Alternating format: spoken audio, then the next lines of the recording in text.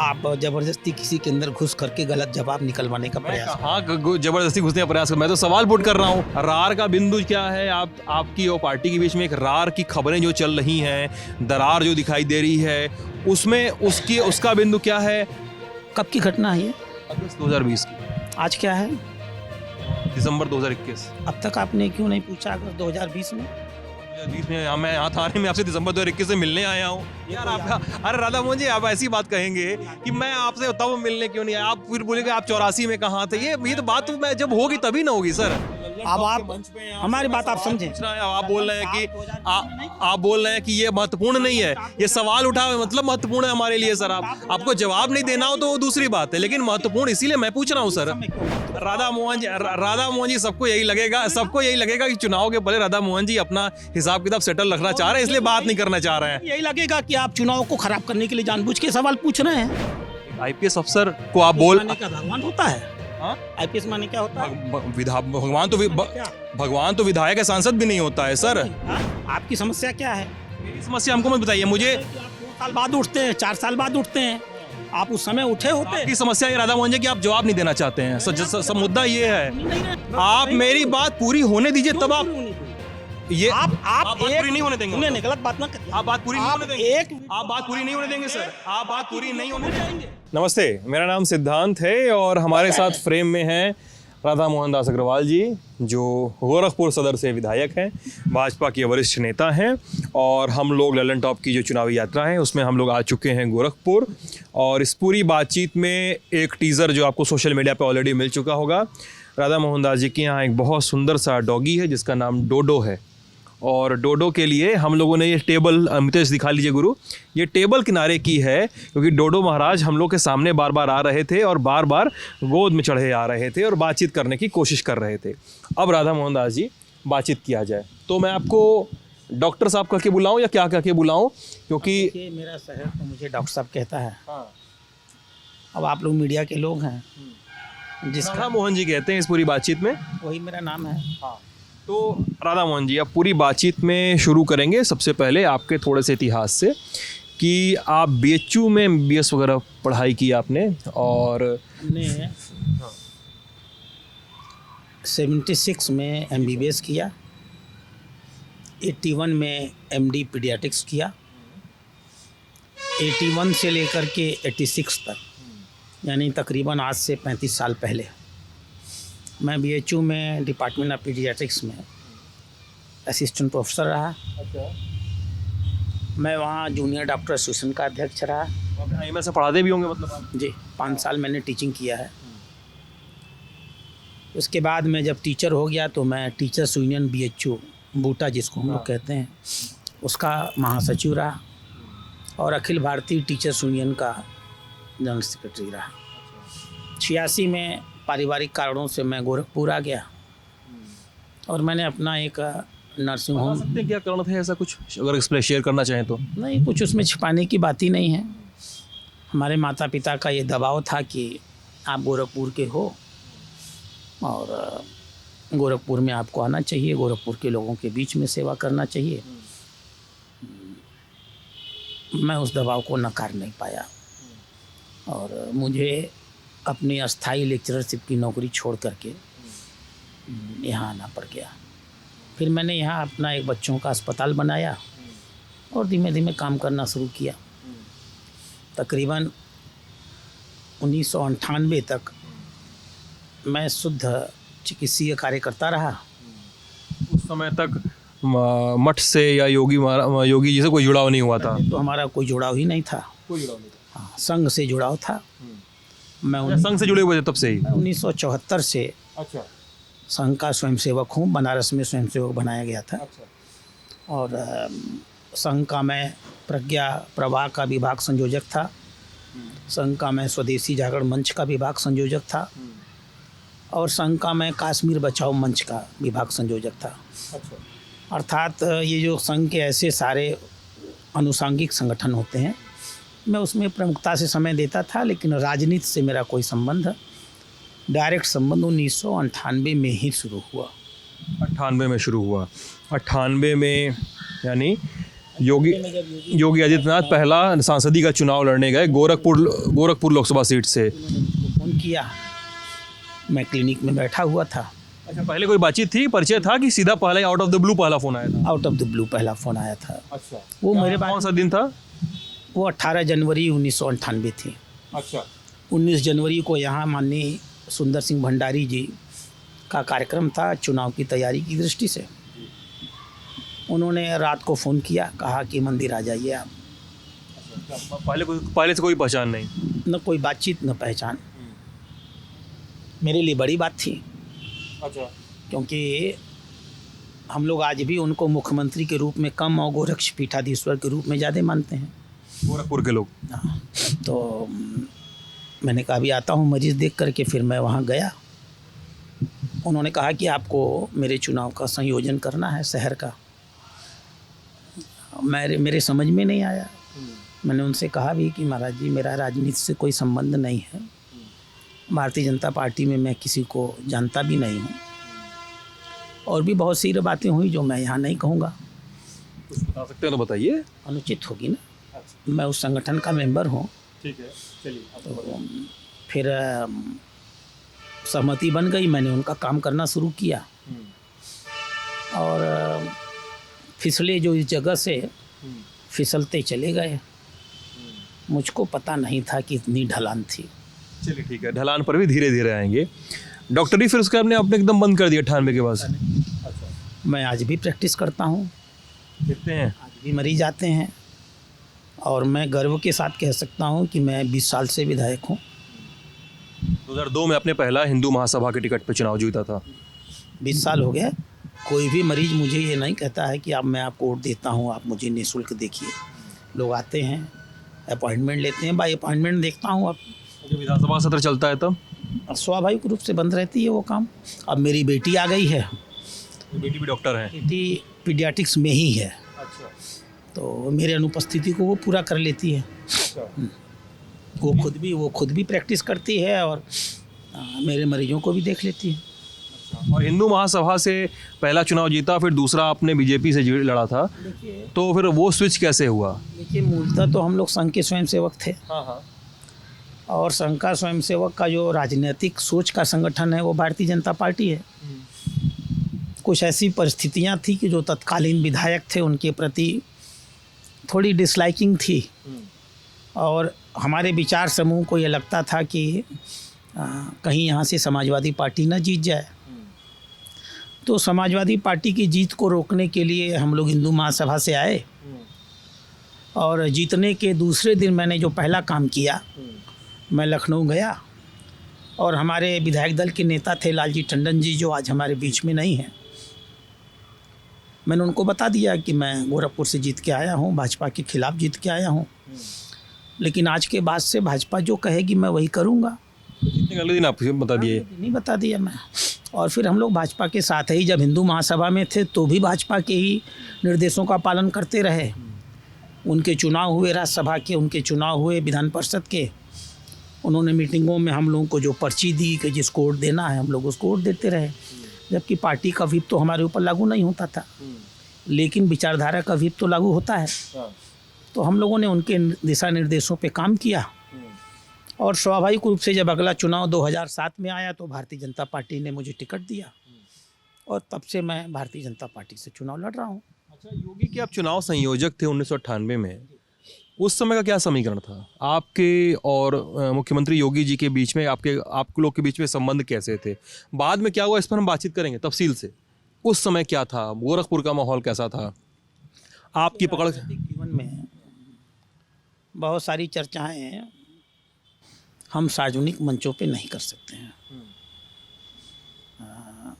राजनीतिक व्यवहारशीलता भी कुछ होती है। अच्छा। और इन विषयों पर हम बोलने के लिए अधिकृत नहीं हैं कि हमारी पार्टी में क्या समीकरण थे। और आप सवाल पूछेंगे, जवाब तो मेरे होंगे कि हमारी पार्टी में क्या समीकरण थे, किन परिस्थितियों में ऐसा हुआ, आज उन समीकरणों की क्या स्थिति है। समीकरणों पे आ जाते हैं। और मुझे लेकिन लगता है, लेकिन समीकरणों पे आने से पहले मैं एक बात ये भी कह दूं कि किसी नेता से बातचीत करिए, और मैं बार बार ये कोशिश करता हूँ, कई बार असफल भी होता हूँ, जाहिर सी बात है हम लोग का सारा काम परफेक्ट नहीं होता है, लेकिन हम लोग की कोशिश कई बार रहती है कि एक ऐसी बातचीत की जाए कि उस बातचीत से सुन लीजिए, उस बातचीत से सारी बात निकल आए, मतलब एक किताब लिखी जा सके। उस नेता की प्रोफाइल लिखनी हो तो मैं प्रोफाइल लिख सकूं उस नेता मैं की। आपको किताब लिखने का समय दूंगा, लेकिन समय के पहले कोई भी लिखना चाहे तो। समय के पहले किताब नहीं लिखी जानी चाहिए। अच्छा, हर चीज़ का एक समय होता है। ठीक है, किस बात के लिए टोक रहे थे आप मुझे? मैं आपको इसलिए टोक रहा था कि आपका जो चैनल है जी सर। परफेक्शन के लिए जाना जाता है, इसलिए आप ये ना कहिए कि आप ज़बरदस्ती किसी के अंदर घुस करके गलत जवाब निकलवाने का प्रयास। हाँ, जबरदस्ती घुसने का प्रयास कर, मैं तो सवाल पुट कर रहा हूँ। चलिए समीकरणों की बात करता हूँ। आदर्श मीडिया जिसको कहते हैं, हाँ। आपके सौरभ जी को, ललन जी को हम लोग उसका एक प्रतीक मानते हैं। अरे राधा मोहन जी, मैं कहाँ घुस के जवाब निकालने की कोशिश कर रहा हूँ। मेरी तो कोशिश है कि मैं सवाल करूँ, कोशिश तो सभी करेंगे। अच्छा चलिए, अगला सवाल यही है कि अब आप संयोजक थे चुनाव के और बहुत सारे कारणों से आप बताना नहीं चाहते हैं कि क्या हुआ था। अब 17 में विधानसभा का रिजल्ट आता है, 17 विधानसभा का रिजल्ट आता है और मंत्रिमंडल बनता है। एटवा से विधायक सतीश चंद्र द्विवेदी तक को बेसिक शिक्षा राज्य मंत्री बना दिया जाता है और पिछले 15 सालों से विधायक और मठ से और योगी आदित्यनाथ से उससे भी ज़्यादा समय से लगभग 20 सालों से जुड़े हुए राधा मोहन दास अग्रवाल जी को कैबिनेट में जगह नहीं दी जाती है। चर्चा ये होती है कि इस बेरुखी से थोड़ा सा कुछ टूट जाता है मन में गांठ सी पड़ जाती है राधा मोहन दास जी के मन में। कितनी सच्चाई है इस बात में? देखिए, ये सवाल अगर आपने जिस समय मुझे मंत्री नहीं बनाया था, उस समय अगर आपने पूछा होता तो मैं कहता कि आपका ये प्रश्न समयानुकूल था। अब तो 5 साल बीत गए, तो गड़े मुर्दों को क्यों उखाड़ना? अब उन्हें कवर्ड में रहने दीजिए। ये निर्णय कौन मंत्री बनेगा नहीं बनेगा, यानी उस समय ये सवाल सही होता मेरा।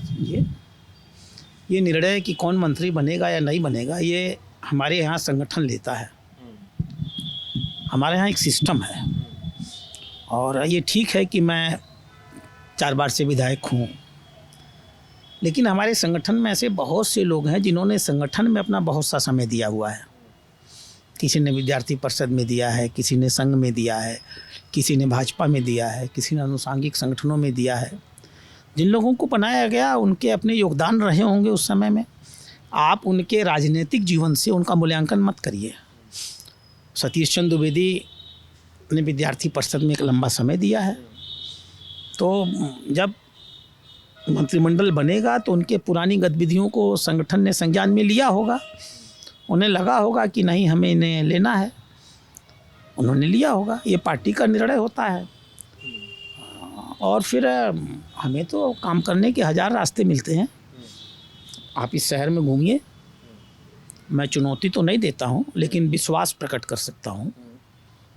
आप मेरे मंत्री न बनने से मेरी गतिविधियों में कोई परिवर्तन आप नहीं देखे होंगे और नागरिकों की हर पीड़ा के साथ मैं हमेशा खड़ा हूँ। अगर मैं सिर्फ मंत्री ओरिएंटेड काम करने की इच्छा रखता तो मंत्री न बनने पर दुखी हो जाता, काम करना बंद कर देता। लेकिन मुझे लगता है कि मैं पहले से अधिक काम कर रहा हूँ। हमारे संगठन में सबकी भूमिकाएं संगठन अपने आप तय करता रहता है और कोई अंत तो राजनीति का हो नहीं गया। जब तक मैं राजनीति छोड़ करके अलग न हट जाऊं, राजनीति में संभावनाएं तो अनंत हैं। तो किसी एक उपलब्धि को अंतिम उपलब्धि मान लिया जाए और उसे न पाने पे निराश हो जाया जाए, ये तो राजनीतिक जीवन का आधार नहीं होता। चलिए, इस किंचित फिलोसॉफिकल थोड़े से एक बातचीत के बाद फिर यही सवाल उठता है कि जब आप का मेरा ये सवाल 5 साल पहले सही होता कि क्या मैंने ये नहीं कहा नहीं संभवतः नहीं, हाँ, मेरी बातों को न बदलिए। अनुकूल होता। ठीक है, मैं आपको बातों सर मैं आपकी बात सर मेरी बात सुन लीजिए, मेरी बात सुन भी तो लीजिए। मैंने कहा स्लिप ऑफ टंग, मैंने ये कहा कि अनुकूल होता। मैंने अमितेश भी कह रहे हैं, अमितेश के बाद मैं आपको फिर ठीक करूंगा। आप इसे रिमाइंड करके देखिएगा। मैंने अनुकूल नहीं कहा है, मैंने समयानुकूल कहा है। समयानुकूल समय, वही तो मैंने कह रहा, अनुकूल 5 साल पहले अगर वही समय ना। आप तो साहित्यिक मीडिया हैं, आपका जो लल्लन टॉप है, सर आप ना बार बार ना लल्लन टॉप का सौरभ द्विवेदी का नाम लेकर मुझे पैटर्नाइज मत करिए। और मैं सवाल जवाब करने आया है सर, आप मुझे लल्लन टॉप का नाम लेकर पैटर्नाइज करेंगे। मैं मुझसे सवाल जवाब करिए, बार बार मेरे संपादक को लेकर आएंगे, बार बार मेरे प्रकाशन को लेकर आएंगे, तो वो सही नहीं होगा। जैसे मैं ये ऐसी बात हुई कि जैसे मैं इनसे बात करूं तो मैं बोलूं कि यार अमितेश रजत सेन ऐसे करता है, तुम ऐसे कर, आप मुझसे बात कीजिए। ये मैं आयु से कहूँ यार सौरभ द्विवेदी से, आप मुझसे बात कीजिए। मैं आपको समझा दे रहा हूँ, अगर आप मुझसे ही बात करना चाहते हैं। हमारे यहाँ शास्त्रों में कहा जाता है, एक शब्द सम्यक ज्ञात संप्रयुक्त लोके स्वर्गे च कामधुक भवति। एक शब्द सही तरीके से जाना जाए, सही परिप्रेक्ष्य और सही परिस्थितियों में प्रयोग किया जाए, वो बात समयानुकूल होती, आपकी बात समयानुकूल होती, उस समय सच होती या नहीं होती वो अलग मुद्दा है। इस समय ये बात समयानुकूल नहीं है। मान लीजिए रार का बिंदु क्या है, आपकी और पार्टी के बीच में एक रार की खबरें जो चल रही हैं, दरार जो दिखाई दे रही है, उसमें उसका बिंदु क्या है, मुझे लगता है आप वो भी नहीं बताएंगे। आप बोलेंगे कि आप पार्टी के कोड से बंधे हुए हैं, आप नहीं बताना चाहते हैं। हाँ मुझे लगा भाई आप इतनी बातें नहीं बता रहे थे, मुझे लगा ये भी मान लेना चाहिए। क्या बताइए क्या बिंदु है तब रार का? हाँ, रार की कोई बिंदु हो तो बताऊंगा। है नहीं, रार है नहीं तो बताऊंगा क्या आपको? राधा मोहन जी ऐसा मत करिए। आप जबरन तिल का ताड़ बनाएंगे तो मैं उस ताड़ में गिरूंगा थोड़ी। अच्छा, मैं बना रहा हूँ, खबरें इतनी चल रही हैं गोरखपुर में आप भी रहते हैं। कोई खबरें नहीं, खबरें बताइए आप। अगस्त 2020 में पार्टी महासचिव ने आपको, महामंत्री जी ने, उन्होंने आपको कारण बताओ नोटिस जारी किया। कहा कि राधा मोहन जी आप अनुशासनहीनता का आरोप लगाया आप पर। यह भी कहा गया कि स्वतंत्र देव सिंह ऐसा कह रहे हैं, स्वतंत्र देव सिंह उनको ऐसा कहा है। ये भी खबर चली कि 30 अगस्त 2020 को एक मीटिंग हुई, उसमें आप बैठे हुए थे। योगी आदित्यनाथ जी ने कहा बयानबाजी ऐसे मत करिए, मेरे लिए गोरखपुर का विकास, गोरखपुर की छवि किसी भी व्यक्ति से बढ़कर है। तो क्या ये बातें क्या हवा में हो रही हैं सर, कि मतलब ना कोई आधार भी है? मैं ये जानना चाह रहा हूँ। इसमें से एक बात आधार पे है, दूसरी बात हवा में है। नोटिस की बात आधार पर है क्योंकि नोटिस दी गई, बाकी हवा में है क्योंकि ऐसा कुछ हुआ नहीं। पार्टी हमारा एक परिवार है, अलग अलग प्रकार के लोग हैं, अलग अलग प्रकार का देखने का नज़रिया हो सकता है। पार्टी को कभी लगा होगा कि शायद ये काम जो मैं कर रहा हूँ वो पार्टी की दृष्टि में अनुशासनहीनता की परिधि में आता होगा। किस काम की बात हो रही है? पहले जवाब तो पूरा करिए, शब्दों को छीनना नहीं चाहिए। फिर मैंने पार्टी को जवाब दे दिया, पार्टी मेरे जवाब से संतुष्ट हो गई। तो एक बार पार्टी ने नोटिस दिया, पार्टी मेरे जवाब को पा गई और पार्टी संतुष्ट हो गई, तो फिर ये तथाकथित रार रह कहाँ गया? और दूसरी बात जो अगर पार्टी ने मेरे जवाब से संतुष्ट होकर कोई कार्रवाई की होती तो बात समझ में आ जाती। पार्टी ने संतुष्टि जाहिर कर दी, बात खत्म हो गई। यानी कोई न कोई समझ फेर में कहीं कोई मैं चीज़ों को नहीं समझा पाया होगा, या उन्होंने किसी गलत दिशा में समझ लिया होगा। जब मैंने जवाब दे दिया तो उनको मेरे मन की बातें समझ में आ गई, बातें ख़त्म हो गई, आई गई हो गई। तो अब उसको हम किसी और स्वरूप में लेंगे क्यों? कोई कारण नहीं है। ठीक है, चलिए अब मैं बात नहीं पकड़ रहा हूँ आपकी। दूसरी बात आपने कही आधारहीन है, जो सीएम योगी इसकी वाली बात मैंने कही, आप कह रहे हैं आधारहीन है, खबरें कई जगह आई। तीसरी बात, किस बात पर अनुशासनहीनता के आरोप लगे आपके? देखिए, घटना बताइए सर। मैंने आपसे कहा ना, कब की घटना है ये? अगस्त 2020 की। आज क्या है? दिसंबर 2021। अब तक आपने क्यों नहीं पूछा अगर 2020 में? अगस्त 2020 में मैं यहाँ थाने में आपसे दिसंबर 2021 से मिलने आया हूँ यार। अरे राधा मोहन जी, आप ऐसी बात कहेंगे कि मैं आपसे तब मिलने क्यों नहीं आया, आप फिर बोलेंगे आप 84 में कहाँ थे। ये तो बात तो मैं जब होगी तभी ना होगी सर। पूछ रहा हूँ, वही बता रहा हूँ। कोई घटना जब घटित होती है उस समय जो उसके पक्ष होते हैं वो सामने होते हैं। आप उस समय नहीं आए पूछने, आप तो थे। ऐसा तो था नहीं कि लल्लन टॉप अभी ये 2022 में पैदा हो गया, 20 में भी उतना ही था जितना 22 में है। एकदम था। ठीक, ये सवाल अगर आपने उस समय पूछा होता तो हो सकता था मैं उसके बारे में कुछ बोल पाता। आज 2022 में जब एक नई चुनाव की दृष्टि आ गई तो अब आप उस खबर में से निकालना चाहेंगे तो मैं नहीं निकालने दूंगा ना। ये ऐसी बात है राधा मोहन जी, ये ऐसी बात है कि मैं इस प्रदेश सुन ले, तो सवाल नहीं पड़ा कर रहा हूँ। मैं एकदम नहीं कर रहे हैं। और मैं डिले हो गए और नहीं ठीक है। न्याय के बारे में भी यही कहा जाता है, justice delayed is justice denied. अब बात खत्म हो गई। नहीं अब 2020 अब यहाँ पे राधा मोहन जी मैं भी कुछ कहूँगा। मुझे लगता है कि इस प्रदेश के या देश के नेताओं को, लॉ मेकर्स को, विधायकों, सांसदों को, हाँ, इन विधान परिषद सदस्यों को भी क्यों न ले लें, सबकी एक पॉलिटिकल थिंकिंग है, सबका सोचने का, कहने का, बात करने का नज़रिया है। एक पत्रकार के माध्यम से हम चाहते हैं कि हम उनसे कामों का हिसाब तो ले ही, उन्होंने किया क्या, और हम ये भी सोचें कि समझें कि ये हुआ तो अमुक क्यों हुआ। ठीक है, मतलब अगर ये बात होगी कि साहब ये अब मुझसे ये अगला बोलने लगे कि यार 2 महीने पहले हमसे क्यों नहीं मिले, या 5 साल पहले हमसे क्यों नहीं मिले, या 6 महीने 8 महीने पहले हमसे क्यों नहीं मिले, सुन ली, अब मुझे भी बोलने नहीं दीजिए, 6 7 8 महीने पहले क्यों नहीं मिले, तो रिलेवेंस क्या रह जाएगा। मतलब ये मुद्दा ये है कि फिर मुद्दा ये है कि फिर रिलेवेंस क्या रह जाएगा, बात ही नहीं होगी कि 8 महीने 9 10 महीने पहले क्यों नहीं मिले। मैं बताऊंगा, ये घटना अगर 2 साल पहले हुई आपको महत्वपूर्ण नहीं लगी। अब इस समय जब चुनाव आ गया, अब आप हमारी बात आप समझें, आप बोल रहे हैं कि आप बोल रहे हैं कि ये महत्वपूर्ण नहीं है, ये सवाल उठा मतलब महत्वपूर्ण है हमारे लिए सर। आपको जवाब नहीं देना हो तो वो दूसरी बात है, लेकिन महत्वपूर्ण इसीलिए मैं पूछ रहा हूँ सर। उस समय क्यों महत्वपूर्ण है? उस समय क्यों नहीं महत्वपूर्ण था? क्योंकि हम आए हैं यात्रा पे, हम गोरखपुर आए हैं। इसमें आप इस प्रदेश में नहीं थे? नहीं, हम यहाँ थे। घटना नहीं हो रही। हम थे, अगस्त 2020 में हम थे। और ये आपका तर्क हो सकता नहीं सर, ये आपका तर्क हो सकता है। बताओ लल्लन टॉप के रिपोर्टर, बताओ लल्लन टॉप के पॉलिटिकल रिपोर्टर, मैं इस तर्क को और इस आरोप को कहीं से स्वीकार करने नहीं जाऊंगा कि मैं नहीं था या लल्लन टॉप नहीं था। मैं अभी आया हूं, हम यूपी की यात्रा पे निकले हैं। यूपी का पॉलिटिकल सोशल सिस्टम, उसको समझने, उसको जानने, नेताओं से, मंत्रियों से मिलने हम आए हैं। हमको पता है कि ये घटनाएं हुई हैं। हम इस बात की नोटिस ले रहे थे और हमें लगता है कि इस बात की नोटिस इतनी जरूरी थी, इसलिए राधा मोहन जी से पूछना चाहिए था। अब वो आपकी प्रॉब्लम है सर, आप जवाब नहीं देना। राधा मोहन जी ये साफ कर दीजिए, राधा मोहन जी आप साफ कर दीजिए, आपको जवाब नहीं देना। अब आप तब नोटिस ले रहे हैं जब अगला चुनाव आ रहा है। राधा मोहन जी साफ कर दीजिए, आपको जवाब नहीं देना है। सिद्धांत हो गया। आप इस चुनाव में कहीं ना कहीं बायस्ड हैं, ऐसा मान लूंगा मैं। क्या बायस? चलिए बताइए मेरे क्या बायस है। आपसे कह रहा हूँ ना, जो बातें आज से 2 साल पहले की थी, आपने उस समय उसको ध्यान नहीं दिया।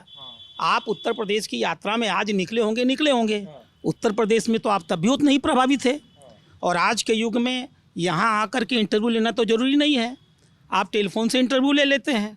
आप हमसे पूछ सकते थे कि डॉक्टर साहब ये क्या घटना चक्र चल रहा है, आप इस बारे में स्टैंड लीजिए। चलिए आज बात हो रही है, आप ही बता दीजिए। आज नहीं जो ये कह दीजिए ना कि नहीं बताएंगे, ये होगी। प्रश्न इसका नहीं है कि नहीं बताएंगे, प्रश्न ये है कि आज क्यों करेंगे। क्योंकि आप एक नेता हैं और आपका जो पूरा जीवन, पॉलिटिकल जीवन, अगर आपके लिए वो मायने नहीं रखता है, अगर आप उस पर जवाबदेही नहीं पसंद करते हैं, आप उस पर उस समय क्यों नहीं लिए?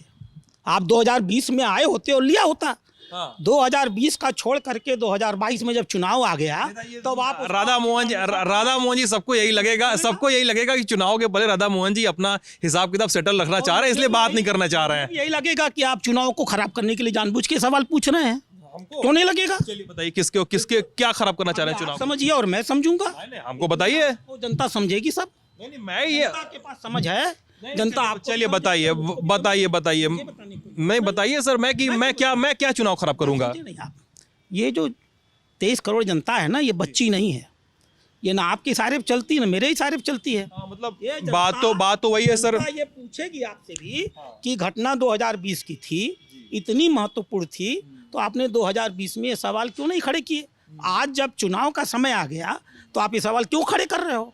आपकी मंशा पर शक जाहिर करेगी। हाँ, मतलब फिर मुझे यहीं पे सब 23 करोड़ जनता अगर समझेगी तो समझेगी ये भी सर कि जब IPS चारू निगम गोरखनाथ थाने की CO थी और कच्ची शराब के प्रदर्शन में मारपीट हुई थी, तो वहाँ पर आप कोट एंड कोट, मैं आपकी बात कोट करूंगा अपने स्क्रिप्ट, उनकी भाषा देखिए कैसे चिल्लाकर हमसे बात कर रही हैं। देखिए इनकी बदतमीजी वाली भाषा। आप चुप रहो, SDM साहब खड़े हैं, मैं उनसे बात कर रहा हूँ, चुप रहिए, आपसे बात नहीं कर रहा हूँ, मुझे नियम न बताओ तुम, मैंने बताया ना, बर्दाश्त के बाहर मत जाओ, मैं इससे बात नहीं करूँगा, इसके अधिकारियों को बुलाइए। इसके जवाब में IPS चारू बोलती हैं, मैं भी इस क्षेत्र की क्षेत्राधिकारी हूं, जो लॉ एंड ऑर्डर आपने बिगाड़ कर रखा है उसी के संबंध में आपसे बात करने आई हूं। ये सुनकर कैमरे के सामने IPS चारू निगम के आंखों में आंसू आ गए। ये घटना है सर गोरखपुर की। क्या घटना हो गया? क्या मैं बस क्या घटना है ये? एक आईपीएस अफसर को आप बोल माने का भगवान होता है? हाँ? आईपीएस माने क्या होता है? भगवान तो विधायक है, सांसद भी नहीं होता है सर। नहीं होता। मैं बस इतना कह रहा हूँ। एक औरत अगर 80 साल की औरत को लाठी मारेगी, एक औरत अगर 8 महीने की गर्भवती औरत के पेट में लात मारेगी और एक औरत उसके गोद से 8 महीने का बच्चा छीन करके 50 कदम दूर फेंक देगी, और जब उसको एक जनप्रतिनिधि बताएगा कि तुम्हें ये नहीं करने दूंगा मैं, तो फिर औरत के आवरण में आ जाएगी वो।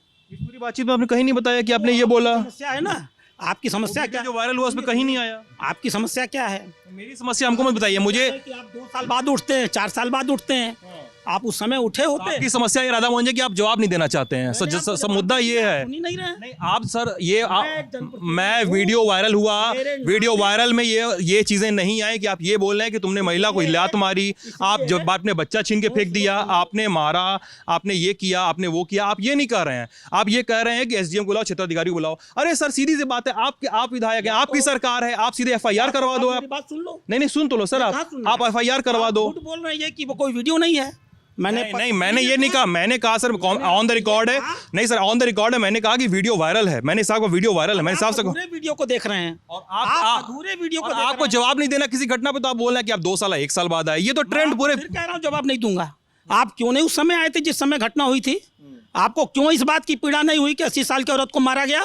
आपको क्यों नहीं पीड़ा हुई कि 8 महीने की औरत के पेट में लात मारा गया? आपको क्यों नहीं पीड़ा हुई कि 8 साल के बच्चे को उठा के फेंक दिया गया? आईपीएस को यह अधिकार दिया जाएगा? हम किस लोकतंत्र में जीते हैं? अधिकारियों के तंत्र में। हम लड़ेंगे, जनता के लिए लड़ेंगे। अब आपकी पीड़ा उस बूढ़ी औरत के साथ नहीं है, उस गर्भवती औरत के साथ नहीं है, उस 8 महीने के बच्चे के साथ नहीं है, उस आईपीएस के साथ है। ये आप जानो।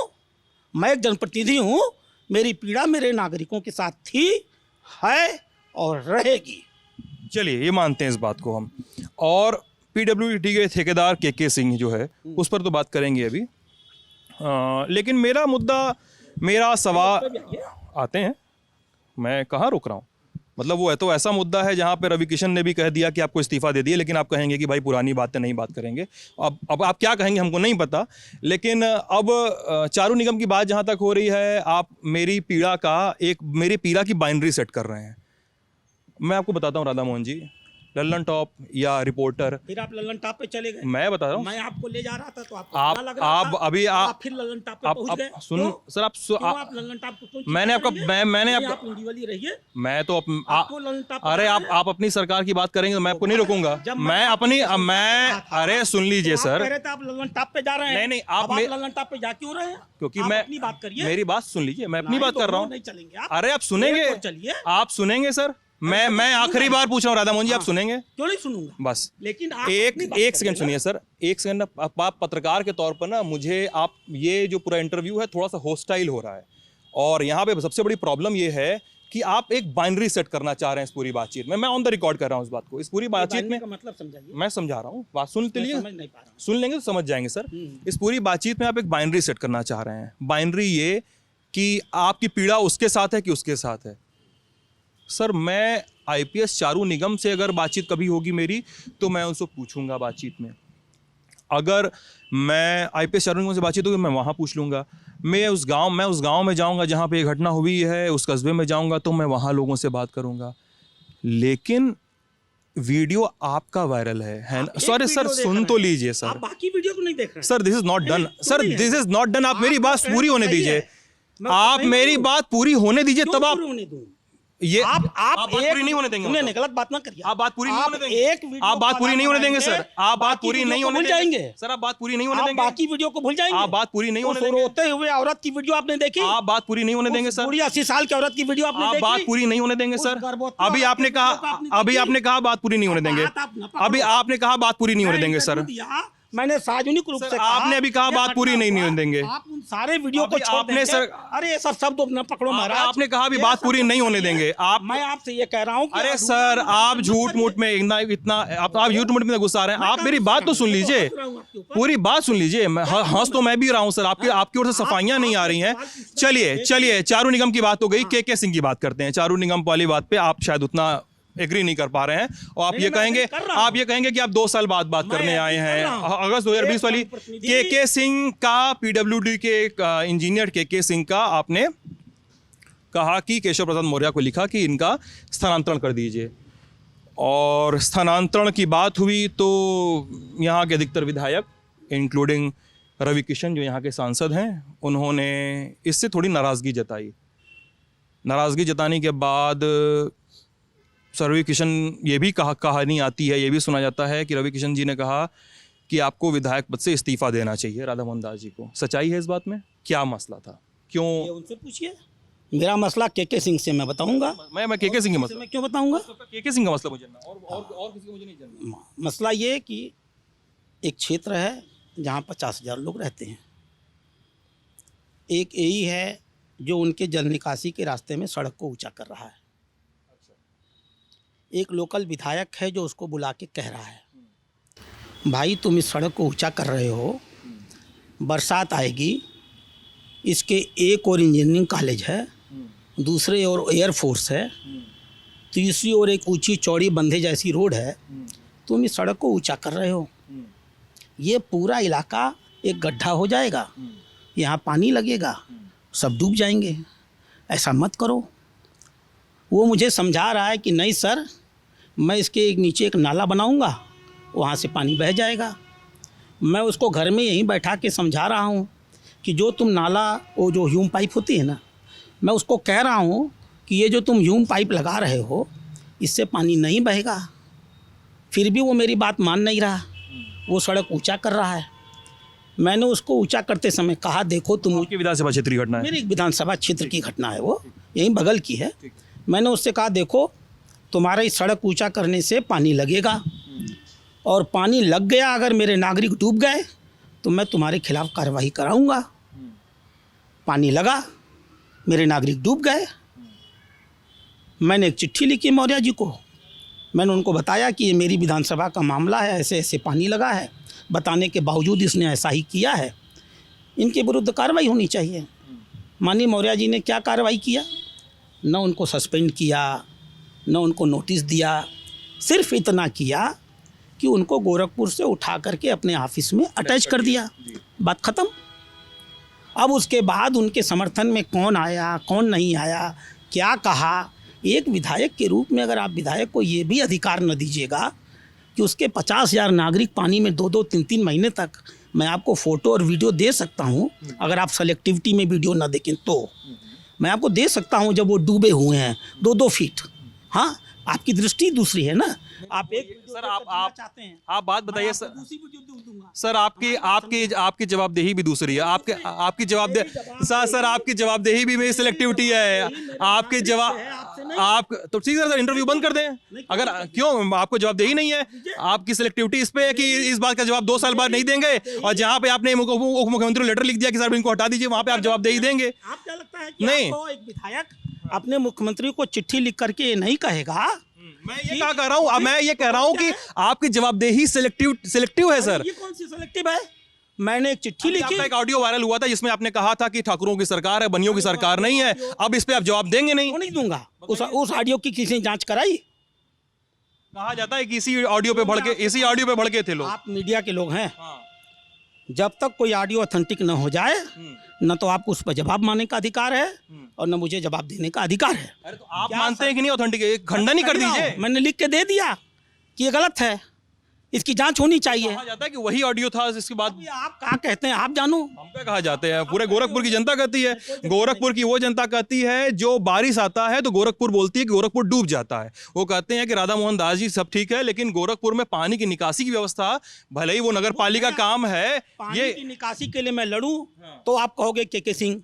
हम कहाँ कह रहे हैं? तो आप कहोगे कि जनता कहती है। मैं कहाँ कह रहा हूँ? मैं तो अरे मेरा तो ये सवाल है, नहीं, मेरा ये सवाल है राधा मोहन जी कि के सिंह जी, मेरा ये सवाल है कि आपने उस अधिकारी के खिलाफ कार्रवाई के लिए लेटर लिखा, ठीक है, चलिए, अरे कर लीजिए, मैं कहाँ कह रहा हूँ, आपका जो मनो करिए।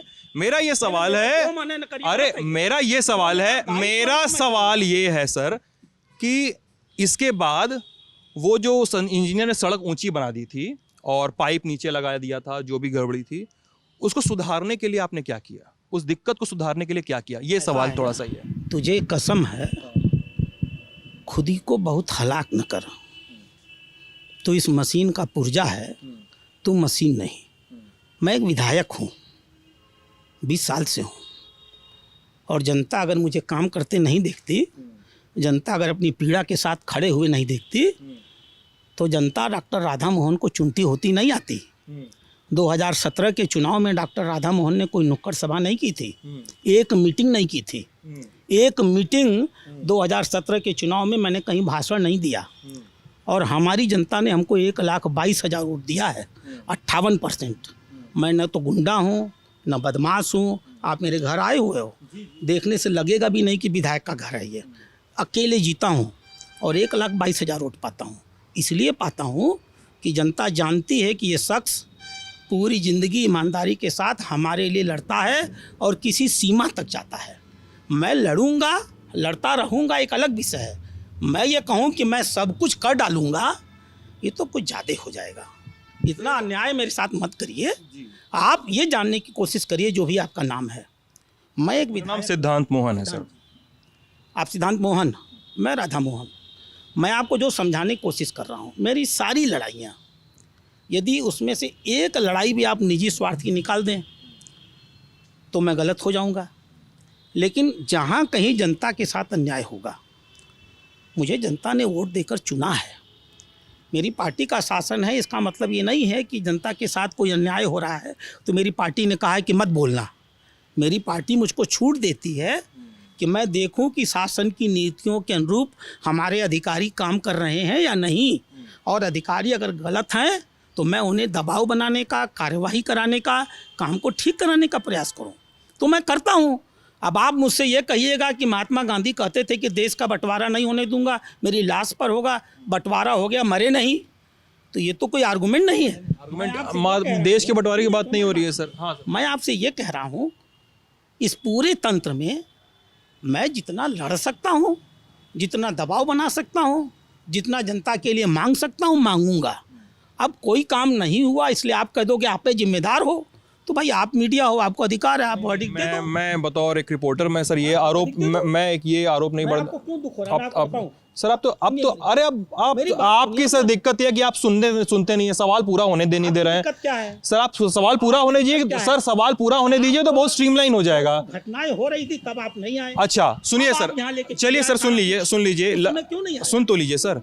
राधा मोहन दास जी ने लखीमपुर में घटना हुई थी उसके खिलाफ उस समय आवाज़ उठाई थी। एक भाजपा कार्यकर्ता के यहाँ मौत हुई थी और आपने वहाँ के अधिकारियों को फ़ोन किया था और फिर वहाँ पे अपने यूपी के पुलिस प्रशासन पे सवाल उठाए थे, ट्वीट किया था, ट्वीट डिलीट कर दिया था। ट्वीट किया तो डिलीट क्यों किया? बता देता हूँ। मेरा अपना गोरखपुर का कार्यकर्ता है, अनुसूचित समाज का, महेंद्र पासवान उसका नाम है। वो लखीमपुर में उसका बहनोई रहता है, बहनोई या साला, ठीक। उसके साथ उसकी हत्या होती है, 2 महीना बीत जाता है, कार्रवाई नहीं होती है। जो हत्यारा है उसी कोतवाली में बैठ के कोतवाल के साथ भोजन करता है। वो कार्यकर्ता मेरे पास आता है, मुझसे कहता है, मैं डीजीपी साहब से और एसीएस साहब से फ़ोन मिलाता हूँ, उनके फ़ोन नहीं मिलते हैं। मैं एक जनप्रतिनिधि हूँ, मैं ये भी नहीं कहूँगा कि हमारा शासन था उसने फ़ोन नहीं उठाया। 15 साल मैं विधायक रहा हूँ, समाजवादी पार्टी के शासनकाल में रहा हूँ और बसपा के शासनकाल में रहा हूँ, और हमेशा अपने काम जहाँ न्याय होता है वहीं मजबूती से खड़ा होता हूँ। मेरा इतिहास है इसका।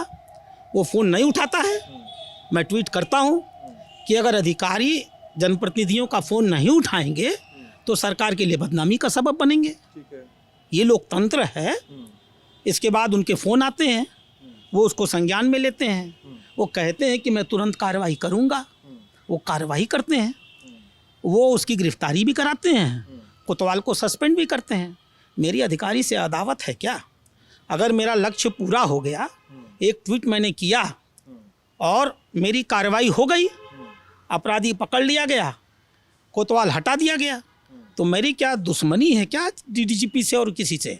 मेरा काम हो गया, मैंने ट्वीट हटा दिया, इसमें गलत क्या है?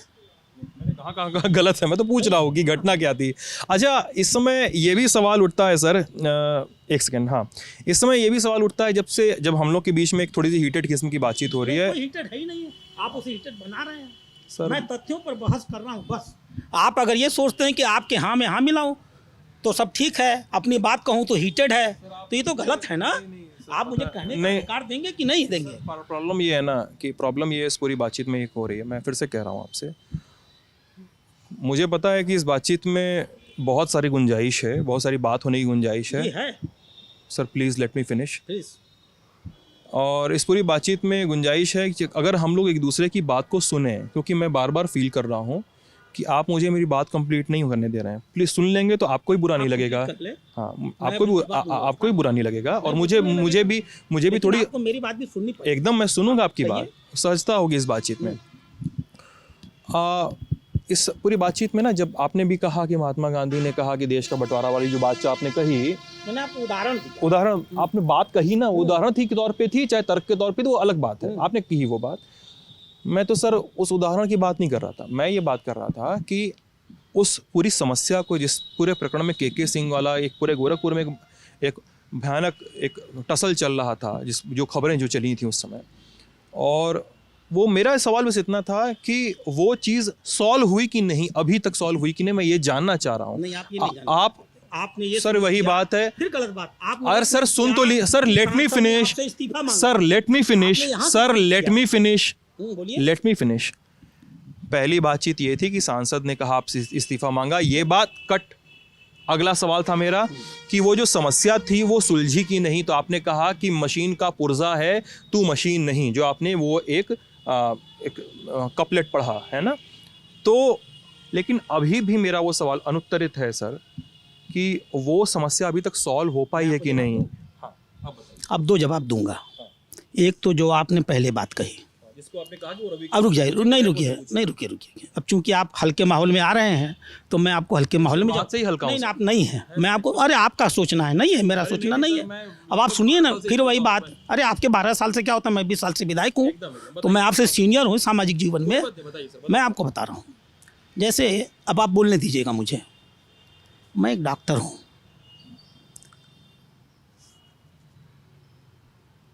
चारू निगम के दिन जब ये घटना हुई, मैं उस घटना स्थल से 20 किलोमीटर दूर था। 20 किलोमीटर, नीना थापा स्कूल आप नापिएगा, उस घटना से 20 किलोमीटर। एक औरत ने चिल्लाते हुए फ़ोन पर फ़ोन किया, विधायक जी जल्दी आइए, मुझको मारा जा रहा है। मैं अपनी मारुति लेके खुद ड्राइव करता हुआ मौके पर पहुंचा। मेरे नागरिकों को चारू निगम ने लाठियों से मार करके, पीएसी लगा करके उनकी गांव में ढकेल दिया। मरघट की तरह सन्नाटा मेरी विधानसभा में छाया हुआ था। उस मोहल्ले को चारों ओर से पीएसी ने घेरा हुआ था। मैं विधायक हूँ, मेरे नागरिक मेरे क्षेत्र में लाठी मार के खेत दिए जाएं, किस लिए? क्योंकि वो कह रहे थे कि मेरे गांव में शराब की दुकान न खोलो। कच्ची शराब, अच्छी शराब की, कच्ची नहीं पक्की शराब की दुकान जी। वो ये कह रहे थे कि जिसका लाइसेंस जहाँ दिया गया, आप बात को, जब आप बात को डिटेल में समझेंगे तो आपको राधा मोहन का एक दूसरा चेहरा दिखेगा, मैं गारंटी दे रहा हूँ दिखेगा आपको। अब आप बताइए, उस औरत ने फ़ोन किया, मैं वहाँ से भाग करके 20 किलोमीटर खुद गाड़ी चला के मौके पे आया। मेरे साथ 2 कार्यकर्ता थे बस। चारों ओर से पीएसी ने जकड़बंदी की हुई थी, सारे नागरिक गांव छोड़ के भाग गए थे। मैंने वहां से फ़ोन करके अपने कार्यकर्ताओं को बुलाना शुरू किया, भैया तुम आ जाओ, भैया तुम आ जाओ, हम लोकतंत्र में जी रहे हैं, पुलिस की ये तानाशाही कहीं और चलेगी और राधा मोहन के देखते तो नहीं चलेगी। इसके बाद मैं उस गांव में गया, गांव की औरतों को ढाढ़स देकर मैंने निकाला। वो औरतें रो रही थीं। आप खुद बताओ, कहीं तो हम लोग रुकेंगे? 80 साल की औरत के पेट में लाठी मारी जाएगी? 8 महीने की गर्भवती को उसने ऐसे लात मारा, वो गिर गई। उसकी गोद से 8 महीने का बच्चा छीन के उसने फेंक दिया, दूर गड्ढे में गिर गई। मैंने फ़ोन किया एसएसपी को, एसपी साहब आए और एडीएम साहब आए, हम उनसे बात कर रहे हैं, तब तक वो महिला अपने ताव में घुसते चली आ रही है। उसके पास इनसबऑर्डिनेशन नहीं है। अगर वो देख रही है कि उसका एक सीनियर अधिकारी पुलिस का, एक सीनियर प्रशासनिक अधिकारी एक विधायक से बात कर रहा है उसको बीच में घुस करके हस्तक्षेप करने की क्या ज़रूरत थी? जब उसने हस्तक्षेप किया तो मैंने कहा कि तुम चुप रहो, तुमने मेरे नागरिकों को इस तरह से बेइज्जत किया है, मैं तुमसे बात नहीं कर रहा हूँ, तुम्हारे अधिकारी यहाँ खड़े हैं, मैं उनसे बात कर रहा हूँ, तुम चुप रहो। मैंने क्या उसे गाली दे दी थी माँ बहन की? मैंने क्या उसे ढकेल दिया था? मैंने तो इतना ही कहा था ना कि एक जूनियर अधिकारी को एक विधायक और अपने सीनियर अधिकारियों की बातचीत में नहीं बोलना चाहिए। अब एक विधायक इतना भी नहीं कहेगा। इसके बाद क्या हुआ? वो घटना हो गई, मैं अपने घर चला आया और वो महिला फेसबुक पर चली गई। चारू निगम, आपने वो क्यों नहीं देख लिया? फेसबुक पर जा कर के उसने मेरे आंसुओं की कदम न बनाना, फताना खताना शेरी करने लगी। एक आईपीएस अधिकारी एक तत्कालिक विवाद में इस तरह से अगर फेसबुक पर जाएगी और अपने फेसबुक पे साइट पर विधायक को गाली दिलवाएगी तो विधायक क्या करेगा? लड़ेगा नहीं। इसके बाद मैंने क्या किया, अब मैं आपको दूसरा चेहरा दिखाता हूँ, सुनिए। इसके बाद मैंने उन महिलाओं से कहा, बेटा तुम्हारे लिए विवाद हो गया, तुम एक पत्रकार वार्ता कर लो। प्रेस क्लब में पत्रकार वार्ता हुई है, कहीं और नहीं।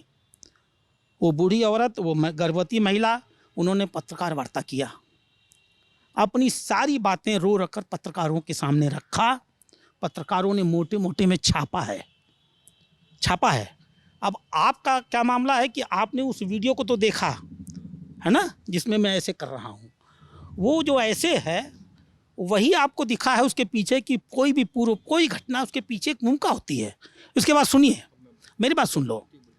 इसके बाद जब मैंने देख लिया कि ये लगातार सोशल मीडिया पे जा रही है और मैं राजनीतिक रूप से अपमानित हो रहा हूँ, नुकसान हो रहा है, मेरी लड़ाई कमज़ोर हो रही, तो मैं टाउन हॉल पर उसके खिलाफ बैठा। माननीय मुख्यमंत्री जी का फ़ोन आया, उन्होंने कहा लखनऊ आ जाओ, क्या बात है, हम लोग कर लेंगे। मैं वहाँ से उठा, लखनऊ गया, लखनऊ बैठ के बातचीत करके बात ख़त्म हो गई। आप मुझे ये बताओ, भाजपा का शासन है, इसका मतलब भाजपा का विधायक अपनी विधानसभा क्षेत्र में नागरिकों के साथ अन्याय हो तो वो कुछ बोले ही नहीं, वो लड़ेगा नहीं उनके खिलाफ।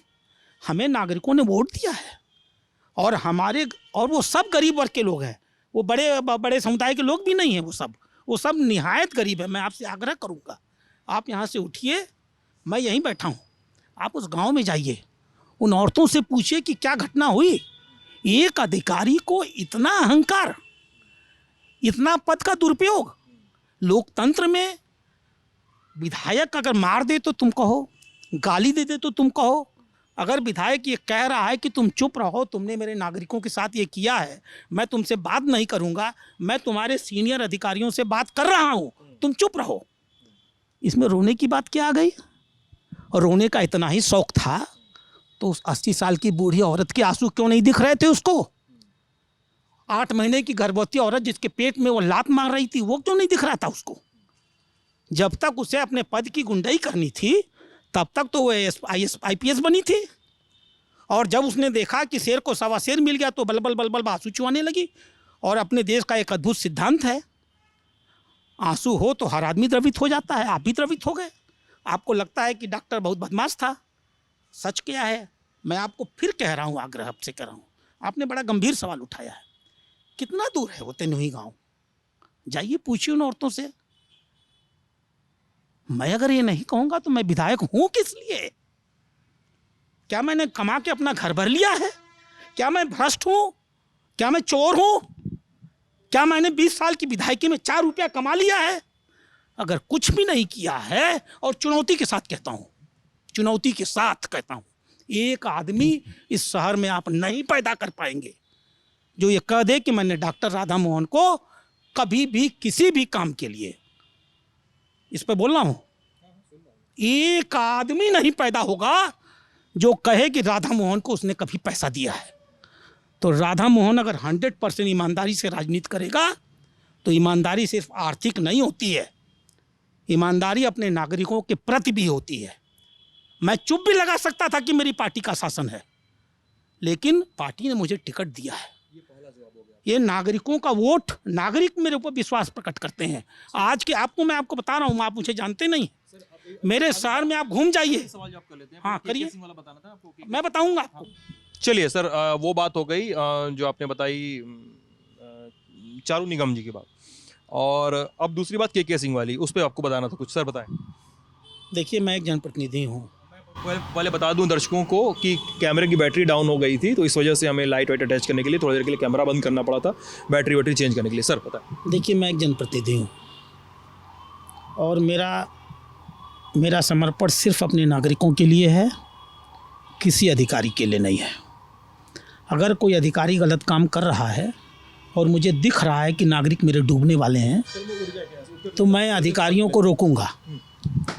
रोकने के क्रम में अगर वो मेरे मना करने के बावजूद भी उस काम को करेगा और मैं कह रहा हूँ कि डूब जाएगा, और आप इसकी बात कर रहे हैं, मैं मेडिकल रोड की बात कर रहा हूँ।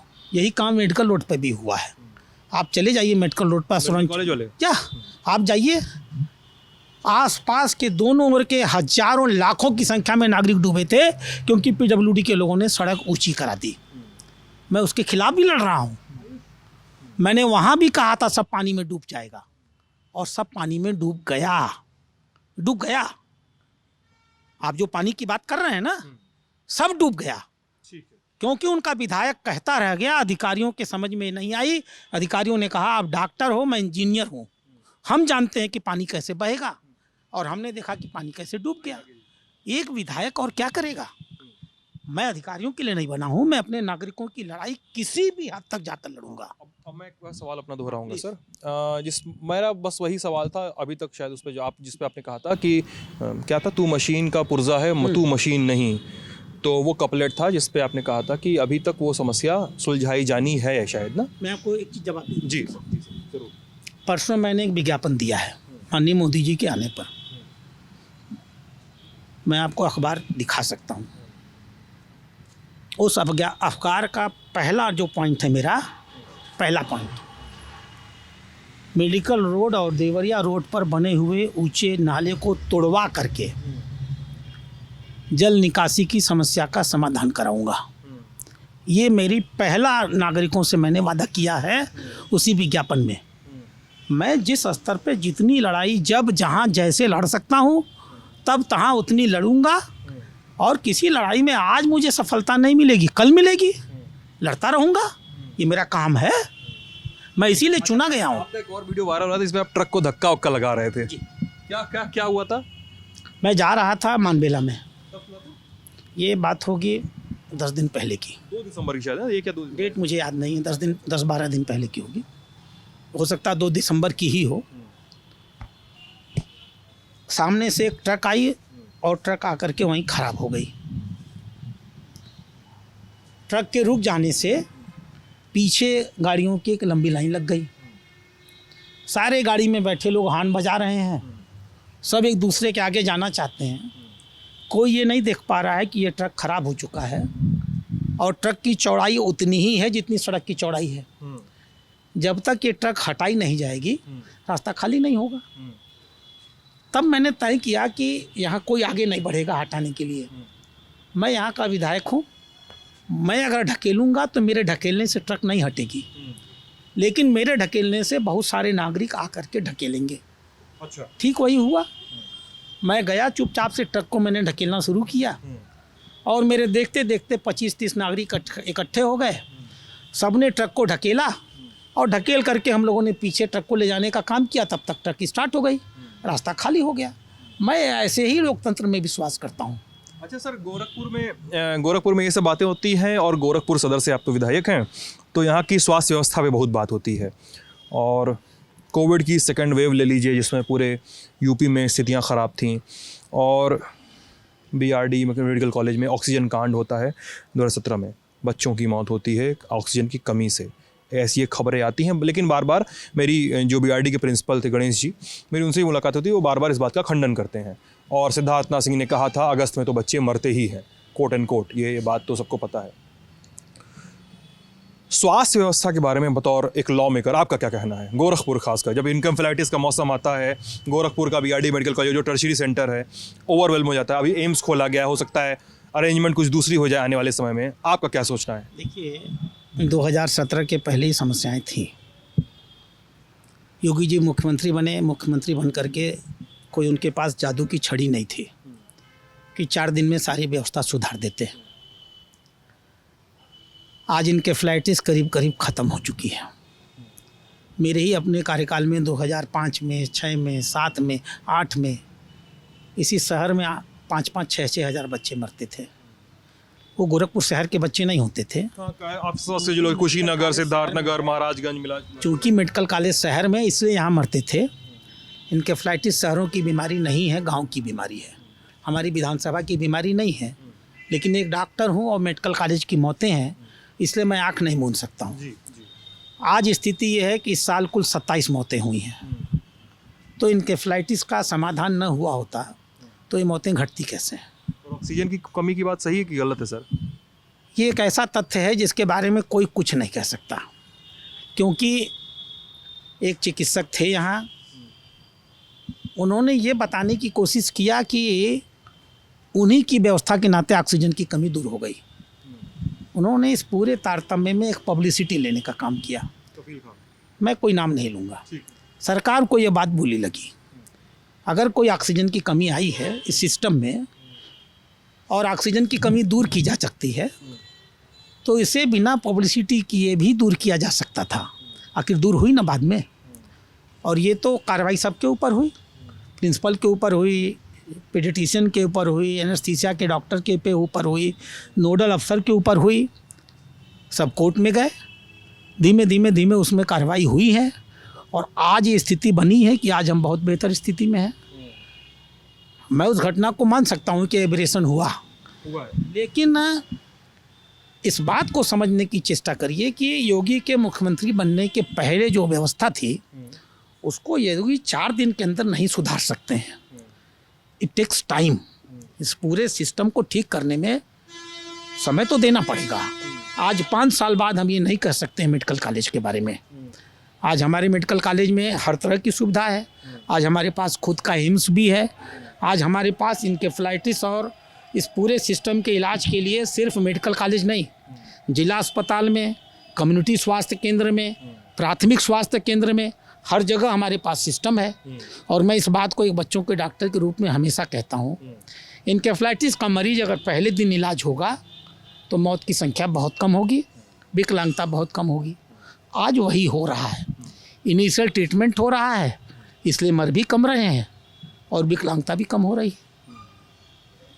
चलिए, तो ये राधा मोहन दास जी से हमारी बातचीत थी। इस पूरी बातचीत में बहुत सारे उतार चढ़ाव देखने को मिले हैं आप लोगों को। राधा मोहन दास जी ने कुछ प्रश्नों पर हमें कहा है कि आप इसका जवाब पहले क्यों नहीं लेने आए, हमें पहले क्यों नहीं फ़ोन लगाया, या पहले गोरखपुर क्यों नहीं आए। हमने उनसे कहा कि राधा मोहन दास जी जब आएंगे तभी तो सवाल पूछेंगे। तो हमारे और आपकी बीच की बातचीत थी ये। आपको कैसी लगी ये बातचीत हमें ज़रूर बताइएगा। बतौर एक रिपोर्टर, बतौर एक संस्थान कर्मी, मेरा हमेशा ये हम लोगों का ही सबका एक, बतौर एक लॉ मेकर आपका भी कुछ कमिटमेंट्स होंगे। मैं अब अपनी बात कर लूँ फिर आप कहिएगा। हमारा एक कमिटमेंट होता है कि साहब हम पूरी बात कहें, पूरी बात सुने, निष्पक्ष होकर। अगर हमें कोई भी बहस में, बातचीत में हमें कभी भी कोई भी कहे, क्योंकि मतलब यूट्यूब सेक्शन है हमारा, ओपन रहता है, कभी भी कमेंट कर सकते हैं, कभी भी कमेंट पढ़ सकते हैं। लोग कहते ही हैं कि साहब आप इस पार्टी से पैसा आया है तो आपको उस पार्टी से पैसा नहीं आया। कमेंट सेक्शन में इस तरह की बातें लिखी मिलती हैं आपको। और तो हमें बहुत फ़र्क नहीं पड़ता, क्योंकि उनको पता है कि अगर एक थंब रूल होता है कि अगर आपको हर तरफ से गालियां पड़ रही हैं तो ठीक है, आप लगभग सही जा रहे हैं। काम का जो स्टेटस है, आपका जो एथिक्स है पत्रकारिता का, वो एथिक्स मेंटेन होना चाहिए हर सूरत हाल में। गलत है तो काउंटर कीजिए, सही है तो टिके रहिए। अब चुनावी मौसम है, अब इस मौसम में तमाम चीज़ें हो रही हैं। अभी 2 दिन पहले नरेंद्र मोदी यहाँ पे आए थे, उन्होंने खाद कारखाने का उद्घाटन किया था, तो उस समय भी बहुत भीड़ भाड़ पूरे गोरखपुर में हुई थी। अब धीरे धीरे यूपी पूरा चुनावी मोड में जा रहा है। टिकट विकट का बंटवारा शुरू होगा, विधानसभाएं फिक्स होंगी, प्रत्याशी इधर उधर बदले जाएंगे, नहीं बदले जाएंगे, वो सब भी बातें होंगी। सारी पार्टियों की अपनी जुगत शुरू होनी है। तो इन सब के बीच में हम चाहते हैं कि नेताओं से मिला जाए और विधायकों से मिला जाए, सांसदों से मिलाया जाए, या ऐसे नेताओं से मिला जाए जो एक्टिव राजनीति में नहीं है लेकिन कभी एक बड़ा मेयर बड़ा मेयार अपना बना चुके हैं अपनी राजनीति में, तो उनसे भी मिला जाए और उनसे जाना जाए जीवन के बारे में, जिससे जिन घटनाओं से, जिन चीज़ों से वो बनते हैं, तो उनसे उस बारे में बातचीत की जाए, थोड़ा सा पाठकों को, दर्शकों को थोड़ा इस बारे में टू एंड फ्रो जाना जाए। और राधा मोहन दास जी इस बातचीत में कैमरा शुरू होने के पहले और बातचीत में भी बीच में भी बता चुके हैं कि पूरे गोरखपुर में ये बात कोई नहीं कह सकता कि कभी भी आपने जनता के खिलाफ कभी कोई काम किया हो। देखिए, ये तो आप मेरी जनता से पूछिए, मैं फिर कहूँगा और ऑन कैमरा कहूँगा, लोकतंत्र नागरिकों का राज है, नागरिकों के द्वारा है, नागरिकों के लिए है। इसे कोई भी यह समझेगा कि वो नागरिकों को बंधक बना लेगा, चाहे वो अधिकारी हो या राजनेता, ऐसा नहीं होने दिया जाएगा। मैं जो कुछ भी कर रहा हूँ मेरे नागरिकों से पूछिए, अन्याय होगा तो लड़ूंगा। और किसी अधिकारी को ये भ्रम नहीं होना चाहिए कि पढ़ा लिखा डॉक्टर जनता की लड़ाई नहीं लड़ पाता।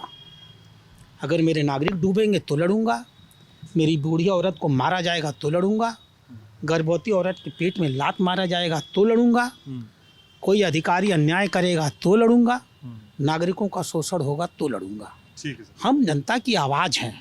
ठीक है सर। आप सिर्फ एक माध्यम है। जी सर। हमें 5 साल काम करना है जी। आप 5 साल में एक दिन अभी आए हैं। नहीं सर, 5 साल में चौथी बार आया हूँ सर। मेरा कहना सिर्फ इतना था, जब घटनाएं होती हैं तब वो सही परिप्रेक्ष्य में देख ली जाती हैं। जब आप उस समय उसको इम्पोर्टेंस नहीं दे करके चुनाव के समय देते हैं तो ऐसा लगता है जैसे खतरा क्या होता है? खतरे तो बहुत बड़े बड़े होते हैं। आप भी समझदार हैं, मैं भी समझदार हूँ, दर्शक भी चुनाव समझदार हैं। सब समझदार हैं और वो हमें भी समझते हैं और आपको भी समझते हैं। इसलिए इस भ्रम में नहीं, ये तो मैंने आपसे कहा ही नहीं। मैंने किसी सवाल का जवाब देने से तो इनकार किया नहीं। मैंने आपसे सिर्फ इतना कहा कि जब चुनाव का समय आए, आप 5 साल पहले पुरानी घटना को ले आए, अगर वो घटना इम्पॉर्टेंट थी और आप 8 बार यहाँ आ चुके थे और मैं तो उपलब्ध था, तो ये सवाल उस समय भी मुझसे पूछे जाने चाहिए थे। राधा मोहन दास जी ये कह रहे हैं, समय नहीं पूछेंगे, ठीक है सर, तो आपको मैं इस समय भी नहीं पूछने का अधिकार दूंगा। चलिए, राधा मोहन जी का कहना है कि जनता समझदार है और सवालों का जवाब वो ये कहकर शायद मैनूवर कर रहे हैं कि आपने पिछले साल अगस्त 2020 में नहीं पूछा तो इस समय हम क्यों पूछ रहे हैं। खैर, जनता समझदार है, मौसम चुनावी है, तैयारियां हो रही हैं हर जगह, जो भी कटेगा बटेगा सबको पता चलेगा। आप लल्लन टॉप देखते रहिएगा, अपनी राय से हमको कमेंट सेक्शन में अवगत कराइएगा। ख्याल रखिएगा अपना। शुक्रिया।